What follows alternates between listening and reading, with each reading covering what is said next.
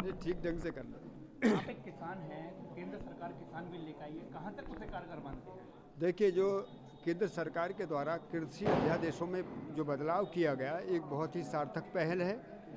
इसमें हमारे किसान भाइयों को जो छोटी मोटी कोई चूक दिखती है या कमी दिखती है, उसका कारण भी बाज़ार की मानसिकता है। इसमें सरकार की मानसिकता में कोई खोट नहीं है। मानसिकता ये है कि बाज़ार के द्वारा और मंडियों के जरिए जो किसानों के साथ काम हुआ, वो बहुत लंबे समय की एक पीड़ा है। मैं उदाहरण के रूप में आपको बताना चाहता हूँ। हम जुताई के लिए सारे संसाधन बाज़ार से लेते हैं, सिंचाई के संसाधन बाज़ार से लेते हैं, खाद बीज और दवाई बाज़ार से लेते हैं, बेचने भी बाज़ार में जाते हैं और बाज़ार अपनी मनमानी से खरीदता है।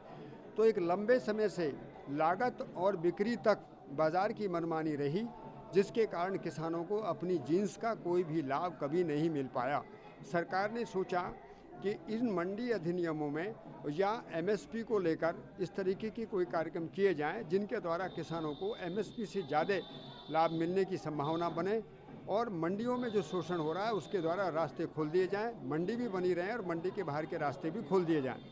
तीसरी बात ये थी कि वस्तु अधिनियम में खास जिन्सों को विशेष रूप से राज्य सरकारों के माध्यम से ये प्रक्रिया बराबर चलती रहे, ताकि कोई भी जीन्स या कोई भी जो वस्तु है उसका अनावश्यक भंडारण जमाखोरी की तरफ ना जाए, उसका संरक्षण हो और किसान को भी पूरी कीमत मिले और उपभोक्ता का भी शोषण ना हो। तीसरा, यदि किसानों को बाज़ार की समस्या आ रही है और मंडी एक जगह जाकर रुक गई है, तो देखिए मंडी केवल खरीदकर कंपनियों को बेचती है। ये किसान भाइयों को समझने की ज़रूरत है कि यदि कोई कॉन्ट्रैक्ट फार्मिंग के ज़रिए कोई कंपनी हमसे एग्रीमेंट करती है तो वो उसका प्रोसेसिंग करके बेचती है, तो ये वाजिब सी बात है कि उसके द्वारा ज़्यादा पैसा देने की संभावना है। लेकिन जब वो मंडी के ज़रिए हमारे पास पहुंचती है तो हमारा शोषण होता है। लेकिन डायरेक्ट कॉन्टैक्ट में पहले कीमत तय होती है और इसके आधार पर हमको ज़्यादा से ज़्यादा कीमत मिलने की संभावना बनी रहनी है। तो सरकार ने क्या किया कि जो मंडियों के अंदर जो एक कब्जा था उसको बाहर फैलाया है, जिसमें किसान भी खुद भागीदार हो सकते हैं, जिसमें बड़ी कंपनियों के लिए भी अवसर हैं। और मैं ये कहूँगा कि बड़ी कंपनियां भी इस धरती पर रहेंगी, किसान भी धरती पर रहेंगे। ऐसा जो बिलों के बारे में जो अफवाहें फैलाई जा रही हैं कि इससे बहुत बड़ी हानि हो जाएगी, बहुत बड़ी दुर्घटना घट जाएगी, खेती चौपट हो जाएगी, तो मैं बताया देना चाहता हूँ कि खेती तो पूरी तरीके से आज चौपट है। जब ये बिल नहीं थे, उनसे पहले खेती की दशा देखेंगे तो सारे खेती की हर गांव का कर्जा बराबर एक औसत दर से बढ़ता जा रहा है। किसानों की कर्जदारी बढ़ती चली जा रही है। ये इस दुखद घटना से बचाने के लिए और देश की एक नई तस्वीर ग्रामीण भारत से उभारने के लिए भारत सरकार की एक सार्थक पहल है। मैं जैविक खेती करने वाला किसान हूँ और मैंने इन अध्यादेशों के परिवर्तन की महिमा को समझा है। अब हम अपने आधार पर प्रोडक्शन मैनेजमेंट माने उत्पादन का प्रबंधन भी कर सकते हैं, बाज़ार के चंगुल से बाहर आ जाएंगे। और दूसरा, उसके साथ में प्रोसेसिंग कर सकते हैं। प्रमाणीकरण की व्यवस्था सरकार के द्वारा की गई है, सीधे आप बाज़ार में बेच सकते हैं। और जैविक उत्पादन की मांग पूरे इस कोरोना संकट काल में तो 30-35% अंतर्राष्ट्रीय स्तर पर बढ़ गई है। ऐसी स्थिति में किसान जड़ी बूटियों की खेती की तरफ बढ़ें, जैविक खेती की तरफ बढ़ें, अपने विकल्प खुद देखें, प्रोसेसिंग करें, उत्पादन करें। इसमें सरकार में इन अध्यादेशों में किसानों के लिए कोई रुकावट नहीं है। जो रुकावट है वो धान और गेहूं के जो मोनोक्रॉपिंग पैटर्न हैं, जो आधुनिक खेती के जिसमें किसान लूटा है, ये वहाँ प्रॉब्लम है। ये केवल धान गेहूं की प्रॉब्लम है, छोटी मोटी गन्ने की प्रॉब्लम है। लेकिन यदि हम खेती के डिज़ाइन को अपने हाथ में लेते हैं, खेती का व्यवसायीकरण करते हैं और किसान और गांव के लोग सामूहिक रूप से खेती करना चाहते हैं, तो उसके लिए अध्यादेश वरदान है। मैं बहुत खुली बात कह रहा हूँ, किसान भाइयों को ये समझने की ज़रूरत है। वहीं पर आपने देखा है कि लगातार विपक्ष जो है वो इसमें धरना प्रदर्शन कर रहे हैं, विरोध कर रहे हैं, तो उसके बारे में क्या कहना चाहेंगे? देखिए, ये संदेश मुझे अपनी तरफ, क्योंकि मैं राजनीतिक आदमी नहीं हूँ, लेकिन इतना ज़रूर कहूँगा कि ये वक्त पक्ष और विपक्ष की बात को हमने विरोध में बदल लिया है। हम जो पहले राजनीतिक लोग इसी बात को बोलते थे, अब वही इस बात को घुमा कर बोल रहे हैं। तो ऐसा किसानों के साथ ना करें। किसान इस देश का बहुत ही पवित्र मन का व्यक्ति है, जिसका आज तक शोषण हुआ है। यदि आज उसको शोषण से मुक्त करना चाहते हैं, उसके आमदनी के दरवाजे आप खोलना चाहते हैं और आपकी नीयत में कोई खोट नहीं है, तो आप सरकार के साथ बैठकर संवाद करिए, इस पर गहरी चर्चा करिए। इसमें कोई भी व्यतिरेक नहीं है। ये सीधे संशोधन का रास्ता भी सरकार ने खोल रखा है। बराबर जो चर्चा चल रही है उसमें संशोधन के लिए हर बात मांगी जा रही है कि कोई भी सार्थक मुद्दा, और मैं इस बात को गंभीरता से देख रहा हूँ कि सार्थक मुद्दे लोगों के पास नहीं हैं, क्योंकि लोग खेती तो करते नहीं हैं, गांव की पूरी समस्याओं का उनको पता नहीं है। वो केवल अर्थशास्त्र की दृष्टि से, व्यापार की दृष्टि से इन सारे मुद्दों पर चर्चा करते हैं। और मैं अंत में ये बात जरूर कहूँगा किसान साथियों से और पूरे ग्रामीण भारत से कि साथियों, आज वक्त है बदलाव का।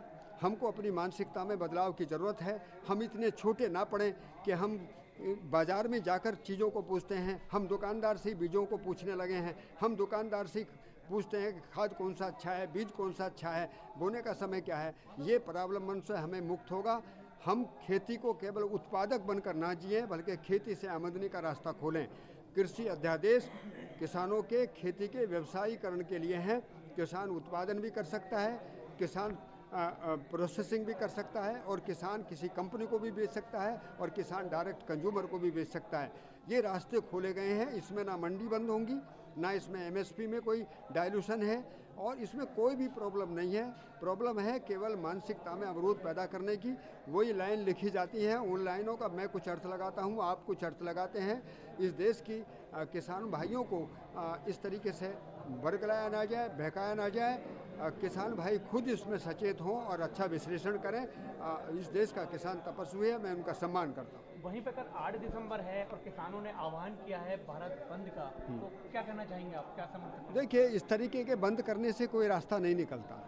ये तो एक तरीके से दबाव है।